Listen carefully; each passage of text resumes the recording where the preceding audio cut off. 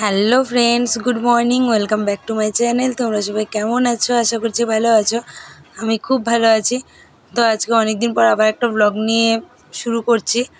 তো আজকে জন্মাষ্টমী, শ্রীকৃষ্ণের জন্মাষ্টমী। তো সেই জন্যই ব্লগটা শুরু করলাম যে একটা স্পেশাল ওকেশন, স্পেশাল দিন একটা, শ্রীকৃষ্ণের জন্মাষ্টমী, বাড়িতে পুজো হবে। তো সেই ভিডিওটা ভাবলাম তোমাদের সঙ্গে শেয়ার করি, তাই জন্য ভিডিওটা বানানো। তো আমি দেখো সকাল সকাল স্নান টান করে জামা কাপড় ছাদে মেলে চলে এসেছি নিচে। তো নিচে দেখো কাকিমণি ঠাকুরের রান্না করছে, মানে ঠাকুরের জন্য মানে পুজো করার জন্য যে ভোগ দেয় সেগুলো জোগাড় করছে। ভোগ বলতে হচ্ছে মানে গোপালের প্রিয় খাবার, তাল ফুলুরি, তালের লুচি, তো সেগুলোই ব্যবস্থা করছে। আর এইদিকে দেখো আমার গোপালকে তো বাইরে বসে আছে, সকাল সকাল স্নান করে নিয়েছে, ওর ঠাকুমার সঙ্গে পুজো দিতে যাবে বলে মন্দিরে। তো রেডিও হয়ে গেছে। আর শুধু গোপালের খাবার জোগাড় করলে তো হবে না, আমাদের জ্যান্ত গোপালেরও খাবার রেডি করতে হবে। তো আজকে নিরামিষ হবে, এই জন্য দেখো আমি সবজি টবজি কেটে নিয়েছি, এবার রান্নাটা চাপিয়ে দেবো। তো বেশি কিছু করছি না, ভাত, ডাল, ঢ্যাঁড়স ভাজা, আর হচ্ছে পটল ভাজা, আর হচ্ছে আলু পোস্ত, ডাল বলতে মুগ ডাল। তো এইগুলোই রান্না করব। এইদিকে দেখো কাকিমণি গোপালের জন্য খাবার তৈরি করে চলে এসছে ঠাকুর ঘরে। ঠাকুর ঘরে দেখো কি সুন্দর আলপনা দিয়েছে। তা আমি ভেবেছিলাম আমি দেবো, কিন্তু আমার টাইম হয়ে ওঠেনি, কাকিমণি দিয়ে দিয়েছে। আর এটা হচ্ছে গোপালের দোলনা, কালকে রাত্রেই ভাই নিয়ে এসছে গোপালের জন্য। তো দোলনাটাও খুব সুন্দর, আর খুব সুন্দর করে সাজানো, খুব ভালো লাগছে। যখন ঝুলবে গোপাল তখন আরও বেশি ভালো লাগবে।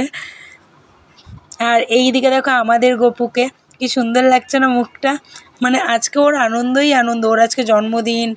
মানে ও নিজের মন মতো সবাই ওকে ভালো মন্দ খেতে দেবে, শুধু আমাদের বাড়ি বলে তো না, সবার বাড়িতে ওকে ভালো মন্দ খেতে দেবে, ওই জন্য ওর মনটাও খুব খুশি।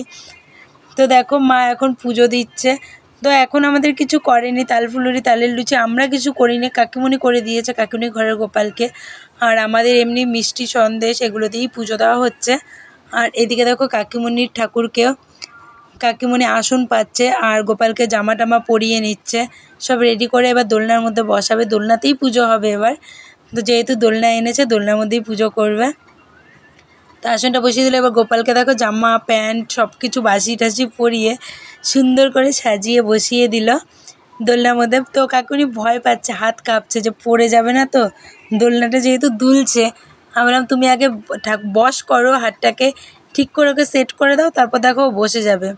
এদিকে দেখো তো কাকু দোলনার মধ্যে বসে গেছে, আর খুব সুন্দর লাগছে, ওকেও খুব মিষ্টি লাগছে, আরও দুলছে দোলনার মধ্যে, খুবই খুশি হয়েছে হয়তো দোলনাটা পেয়ে।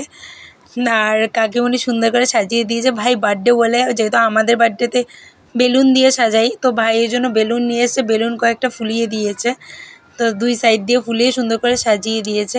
আর কাকিমণি দেখো করেছে তাল ফুলুরি, তালের লুচি, মালপোয়া, তারপর হচ্ছে মিষ্টি সন্দেশ, আর ভাই এনে দিয়েছে দেখো কত রকমের চকলেট, ফল তো আছেই। তো গোপাল যা যা খেতে ভালোবাসে সেগুলো সব দিয়ে দিয়েছে কাকিমণি।